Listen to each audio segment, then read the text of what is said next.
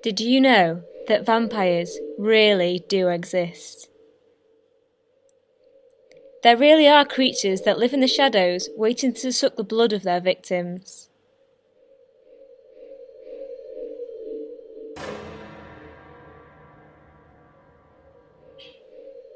Did you know that in our deepest, darkest oceans exists a species of glowing shark that is named after the chunks it bites out of its prey?